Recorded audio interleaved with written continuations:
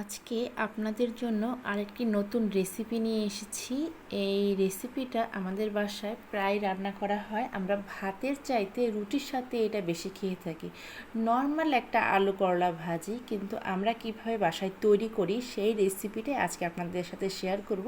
এটা ভাতের সাথেও খেতে পারবেন, চাইলে আমাদের মতো রুটি বা পরোটার সাথেও সার্ভ করতে পারবেন, খেতে ভীষণ ভালো লাগে। প্রথমে এখানে কিছু আলু আর করলা কেটে নিয়েছি। দেখুন, করলাগুলো কিন্তু আমি ঠিক এভাবে স্লাইস করে কেটে নিয়েছি, আর আলুগুলোকে একটু পুরু করে কেটেছি, একদম ঝুরি করে কিন্তু কাটা যাবে না। এখন কড়াইতে একটু সাদা তেল দিয়ে আমি এই ধুয়ে রাখা আলু করলাগুলো দিয়ে দিলাম, তাতে স্বাদ অনুযায়ী লবণ দিয়ে দিয়েছি। আর এখানে দিয়ে দেব 1 চামচের মতো হলুদ গুঁড়ো। এবার এই লবণ আর হলুদ দিয়ে এই আলু করলাটাকে খুব ভালো করে ভেজে নিচ্ছি। আমি কিন্তু এখানে কোনো শুকনো মরিচের গুঁড়ো দেইনি। আপনারা চাইলে এখানে একটু শুকনো মরিচের গুঁড়ো দিতে পারেন, যদি মনে করেন একটু ঝাল বেশি পছন্দ করেন, সেই ক্ষেত্রে একটু শুকনো মরিচের গুঁড়ো দেওয়া যাবে। তবে আমার কাছে খুব একটা বেশি ঝাল ভালো লাগে না, এই জন্য আমি শুকনো মরিচের গুঁড়োটা দেইনি। আমার এই রেসিপিগুলো আপনাদের ভালো লেগে থাকলে আমার চ্যানেলটা সাবস্ক্রাইব করে পাশে থাকা যে বেল আইকনটা আছে সেখানে ক্লিক করে দেবেন। এরকম নতুন নতুন রেসিপি সবার আগে আপনার কাছে নোটিফিকেশন চলে যাবে। এখন এই ভাজিটার যে বিশেষত্ব সেটা হচ্ছে আমি দিয়ে দিলাম পেঁয়াজ কুচি, প্রায় বেশ খানিকটা পেঁয়াজ কুচি, আর 4-5টার মতো কাঁচামরিচ মাঝখান থেকে চিড়ে দিয়েছি। পেঁয়াজটা কিন্তু একটু মোটা করে কেটেছি। এই আলু করলা ভাজিটা যেহেতু আমি বলেছি রুটি বা পরোটার সাথে সার্ভ করব, সেই জন্য এটার মধ্যে পেঁয়াজের পরিমাণটা একটু বেশি দিলে পরে ভাজিটা খেতে ভালো লাগবে। নর্মালি করলা ভাজিতে এতটা পেঁয়াজ আমি দেই না, কিন্তু যেহেতু রুটি বা পরোটার সাথে খেতে গেলে এই পেঁয়াজটা কিন্তু একটা সবজির মতো লাগে, এটাও খেতে বেশি ভালো লাগে, যেন পেঁয়াজের পরিমাণটা বেশি দেবেন, তিতাটা কম লাগবে তাতে করে। এখন খুব ভালো করে আমি ভেজে নিচ্ছি।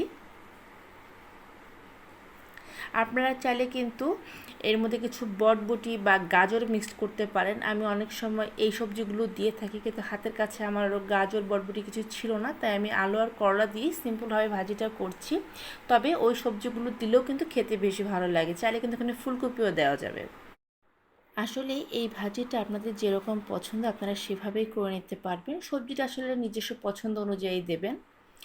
দেখুন, ভাজিটা কিন্তু আমি মিডিয়াম হিটে ভাজিটা করছি, অর্থাৎ চুলার আঁচটাকে একদম বাড়িয়ে দিতে যাবেন না, তাতে করে কিন্তু তাড়াতাড়ি ভাজি হয়ে যাবে, কিন্তু খেতে এতটা ভালো লাগবে না। এই জন্য এটাকে সময় নিয়ে একটু ভাজিটা করে নেবেন।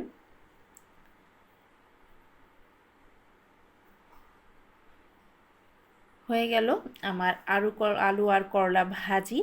আমি খুব সিম্পলভাবে এই রেসিপিটা করে থাকি, এর চেয়ে বেশি একটা আমি ভাজবো না, তাতেগুলো পেঁয়াজগুলো একদম নরম হয়ে যাবে।